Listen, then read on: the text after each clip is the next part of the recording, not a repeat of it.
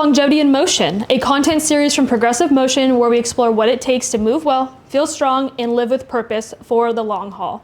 Every episode features conversations with our own Progressive Motion coaches, diving into the principles, practices, and personal stories behind lasting health. I'm here with Dr. Josh, one of our founders here at Progressive Motion. Before we get into today's topic, can you introduce yourself and share a bit about the work you do at Progressive Motion? Hey, Dr. Josh Morialli here, co-owner of Progressive Motion Physiotherapy. And what I do, everything, a little bit of everything. I'm out still treating clients, one-on-one care, creating systems within the business from an operational standpoint, and to some extent the financial side of the business too, with a little bit of help definitely from our team now. So yeah, a lot of it is a mix between the business related tasks and still treating clients on the daily. Great. Today we're going to be talking about how strength training evolves with age and why it should never stop. Tell us a little bit about your own experience with how your strength training has evolved in your 30s and beyond. I have a lot of experience with this one, personal experience from the real world side of life getting more complicated and less time to really train, to where sometimes our strength and conditioning and rituals of maintaining fitness kind of go away, they kind of get pushed to the wayside with life. So I think from a standpoint of looking at it from that perspective, I think fitness as it changes through the lifespan is non-negotiable, is setting up non-negotiable times where you have to set aside that time on your calendar to make sure that you get that work in. From that perspective, that's one of the most important things.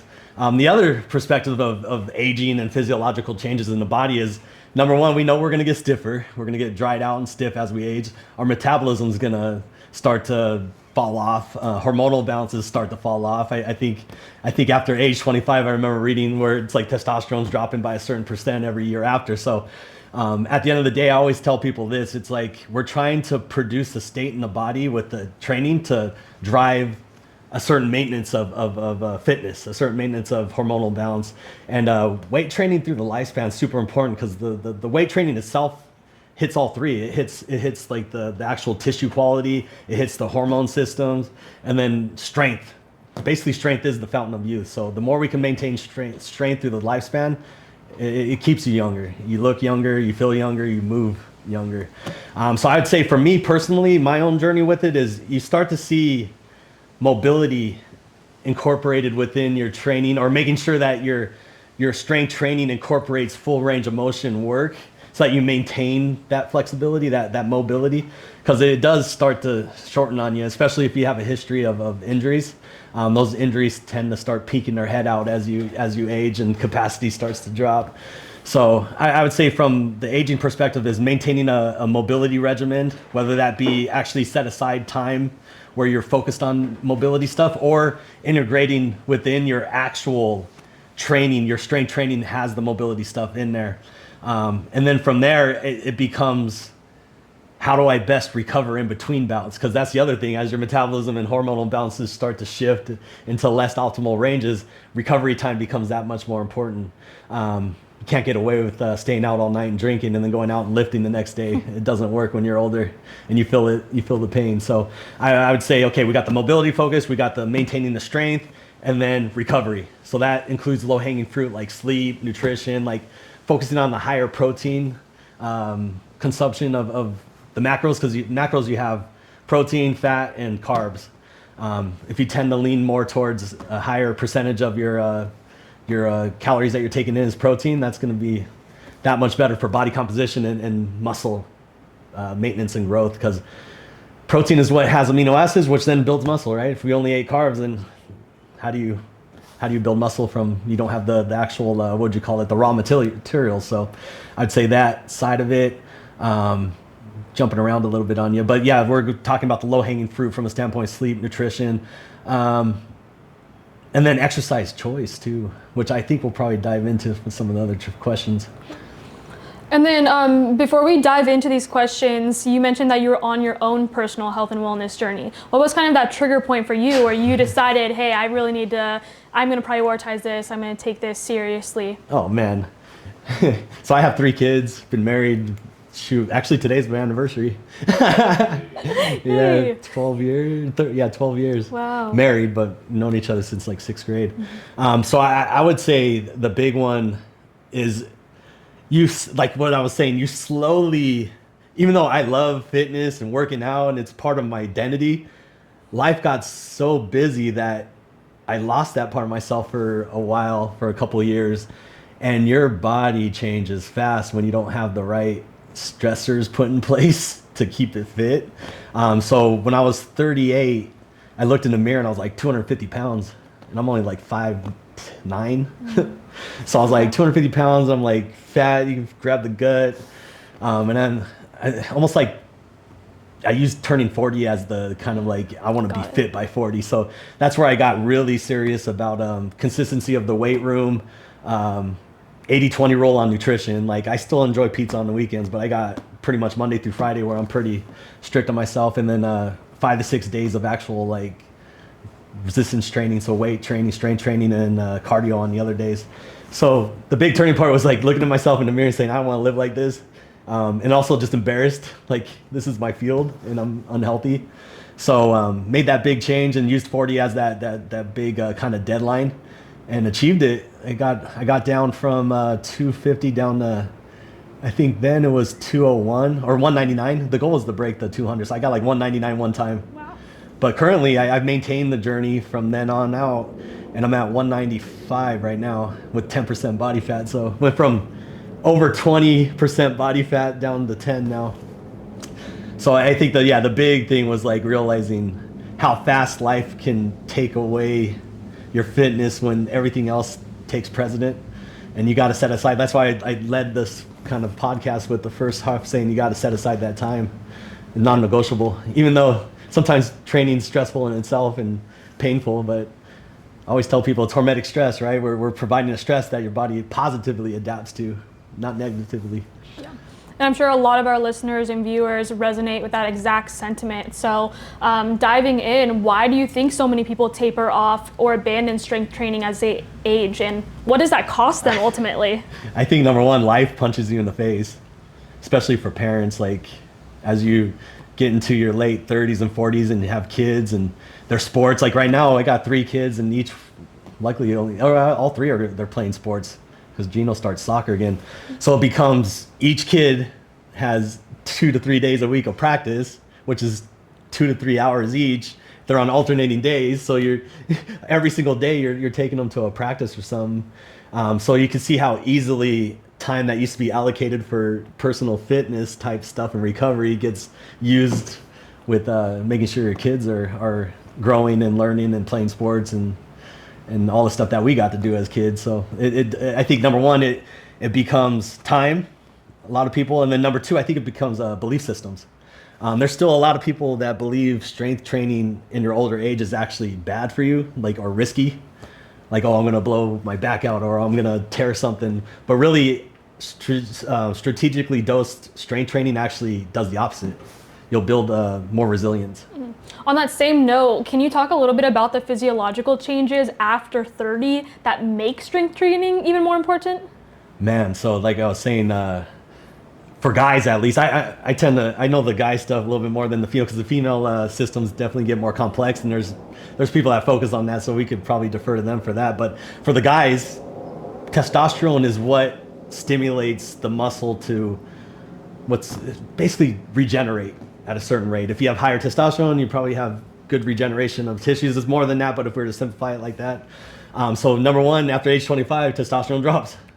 I think I remember reading something like 1% every year after. And plus, with our current, I guess, environment that we have, it sounds like there's a lot of xenoestrogens and all the plastics. So you're already seeing even younger guys are at lower testosterone, higher estrogen kind of levels in their body. So I think number one, physiological changes of the hormone systems, which then negatively impact recovery speed, because then testosterone and protein synthesis plays a huge role, like testosterone too.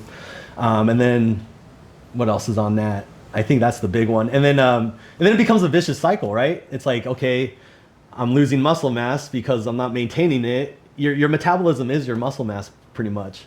The more muscle you have, the higher metabolism you have, because muscle is a energy consuming tissue. So I think that's a big one right there. It becomes a vicious cycle. So I would say strength training positively influences both, right? We're going to have improved the muscle retention with the stimulus of a strength or a hypertrophy program.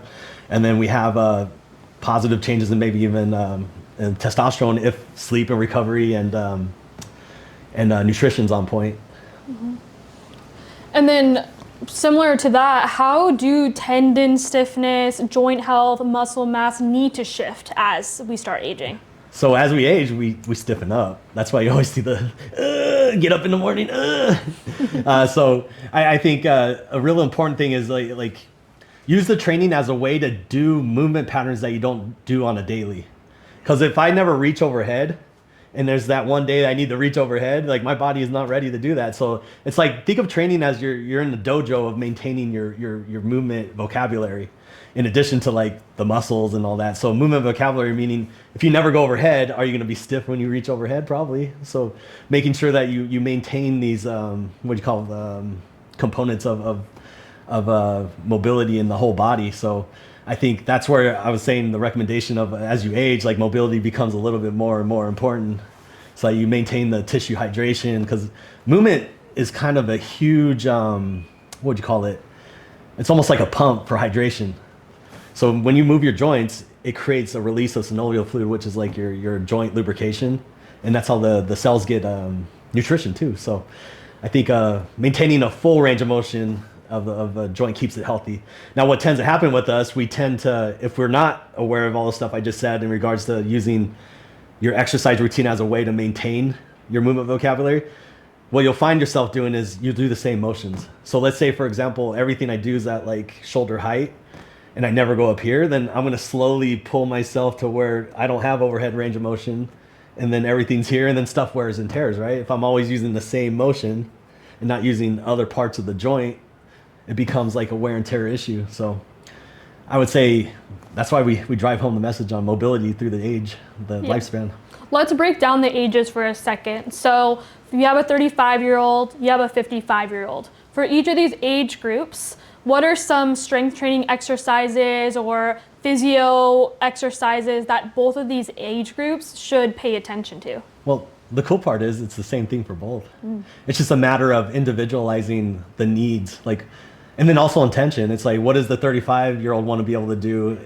And what's the 55-year-old want to be able to do? And if it's the same goals, it's the same interventions, right?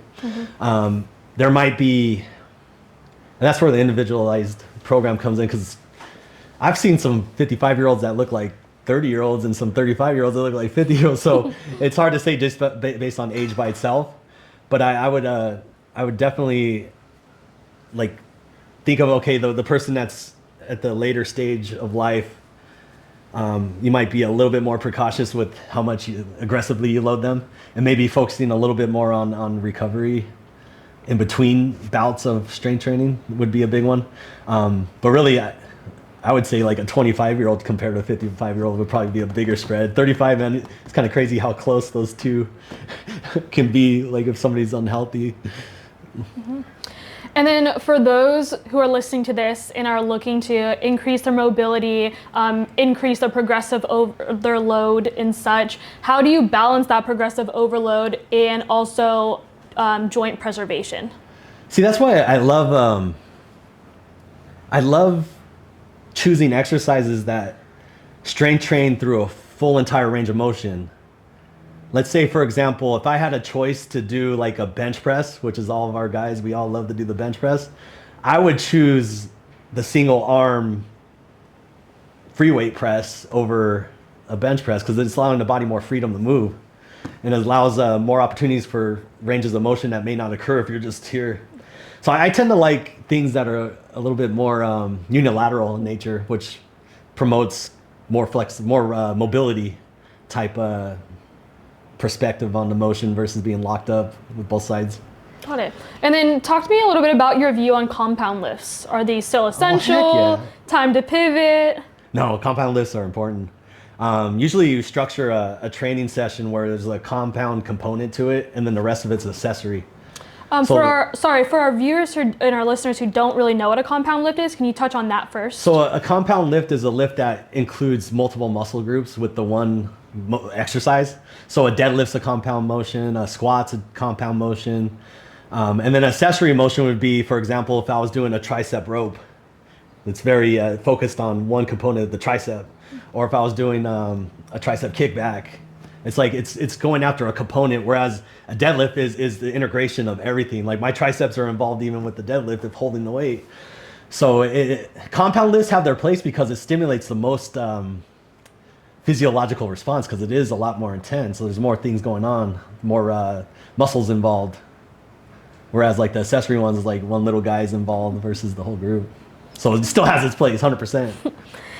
And then one of the issues we were talking about was time, for why people tend to phase off of strength training and prioritizing health and wellness. So for those people who, you sparked their interest, they resonate with your story, where do you see strength work fitting into someone's broader wellness practice, especially if they're short on time?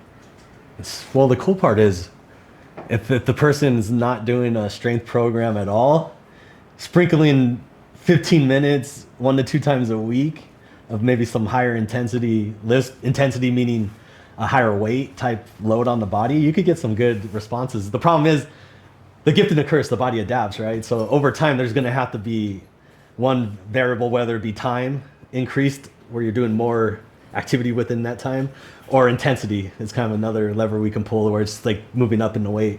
So I'd say for that person, initially it'd be easy to integrate if you're doing nothing. So 15 minutes, 1 to 2 times a week, you'd see probably some positive change. But then, like I was saying, the gift and the curse, it's going to adapt. Then you're going to have to slowly start increasing either load or the actual duration of time that you're doing the lifts, which means more calories spent lifting because it's more time. And then in terms of working it into their schedule, can you touch a little bit on how, you're a busy dad, you're a business owner, how did you work it into your schedule? So I ran with this mantra of discipline equals freedom, which we kind of took from, what's his name, the Navy SEAL cat, Jocko Willink. And it's true. It's like if you could account for every minute in the day, there's a lot of time that we think that we don't have that we do have. So I've been running with that for a long time now. So for me, for example, when it was really chaotic, I would wake up at 5 a.m. and if Brian would even come through sometimes in the morning, we'd bust out a workout. So yeah, you kind of make room. That's why I say it's non-negotiable. You gotta set it up, because there's a concept called lifespan, which is like how long you live, and there's a concept called health span, which is the quality of life. And if you look at this, I think Peter Thiel laid it out. It's like a lot of us can live to 90, but really our health span stops at like 60. So it's like, what is all those years that we're alive? What quality of life is that? So I think it's non-negotiable. I kind of like to describe it as like a savings account or retirement fund, like a 401k. Like, it sucks now to do it, but it's going to pay off later because you're going to be pulling from that account in your older age. Yeah, great. And then when you're working with clients and patients who have this similar mindset, are there typically any markers you use to assess whether someone is building or maintaining their strength appropriately? I think the big ones, there's definitely subjective components to it. We're getting that subjective reporting of things that they could do now that they couldn't do. Big ones are using like a 1 rep max, which we tend in our world, we don't use that one as much because just taking somebody to their highest level lift. We tend to use like a 10 rep max, where you're like, how many reps can you do with that weight? If you can stop right at 10 and fatigue, then there's a calculation you could reverse engineer what their 1 rep max would be. That would be one way. And then also we have our dynamometers. So meaning there's a force little device that we use that they push against, and you can see what their strengths, how they've been changing. So I would say subjective. We have the objective measures of force production with our dynamometers, and then actually lifting. So each week we're trying to, because SEDS principle, you always got to increase the demand on the body, because it easily gets flatlined with progress if you don't. So I'm always shooting for every week to 2 weeks going up by 10%. In all their lifts, like adding 10% weight each one. Okay. And then what is one strength training myth you wish would just go away forever? Strength training myth. Oh, that kids are not supposed to strength train. It's going to ruin their growth plates or something. Yeah, there's no literature on that one. But I always, having 3 kids, I'm always thinking about this. I think it's important to master control of the body before you load it. So I would use that as like a kind of standard. Not so much that scared to have them lift, because my kids lift. It's more of if they're lifting and not controlling their body, what's the point of adding more external load that they can't even control with just their body weight? So I would say as long as the kid is able to control their body weight and you gradually load them, it's the same thing. You're building capacity. So I think that's a big one for me. Like, oh, my kid shouldn't lift because his growth plates are going to get ruined or something. That's a big one. I'm trying to think if there's any other ones that. Oh, for the females, weightlifting is going to make me bulky. I always hear that one. It's actually pretty hard to build muscle mass like that. So I think breaking that myth, because for female health, it's like just as or more important to maintain strength through the lifespan too. All these are indicators of like fall risk later on in life. You have less muscle mass, less resilience, you fall, you get hurt. So it's like, I say that would be the second one. So kids lifting is bad. No, it's not. And then females feeling like they don't want to strength change because they're going to get too bulky. Yeah. And then before we conclude our conversation, I'd love for you to just summarize why strength training should never stop as people continue to age. Oh man, 100%. So it should never stop, because the body's smart. The body takes the path of least resistance. And if you're no longer applying the stressors in the body adapts to that moment in time real easily. So it's like you could say, oh, I was an athlete, I worked so hard in my younger years, it's going to carry me through my older years. No, the body is a snapshot of like what, probably 4 to 6 weeks reflection of where you're at, like who you are and what your imposed demands are on the body. It's like reflective of that. So if I was to take like a 4 to 6 week break, there's going to be a decline in muscle mass in the body. There's going to be changes. May not happen depending on physiology and gene expression, but how fast that changes is based on that. But it does. Like if I was to take a 4 to 6 week break, you're going to see a decline. So that just shows how important it is that you maintain a certain level of strength and conditioning throughout the lifespan, because it's going to be a snapshot of that time, right? If I stop when I'm in my 70s, I'm going to be a snapshot of that. So it's like if you maintain it, you're going to maintain it through. And that's what I always say too. It's like, do we age because we stop doing the things that we love, or is it the other way around? I think it's both. It's like we have beliefs that we're going to get hurt, and then we stop doing the things we love, and then you further regress into like a lower and lower ability to like capacity. I mean, to be able to withstand all the stressors that whatever activity or life throw at you. Great. Well, thank you, Dr. Josh, for joining us, for your insights and sharing your personal story as well. And thank you to our listeners and our viewers for tuning in to Longevity in Motion. Be sure to stay tuned for future content in our series. Bam.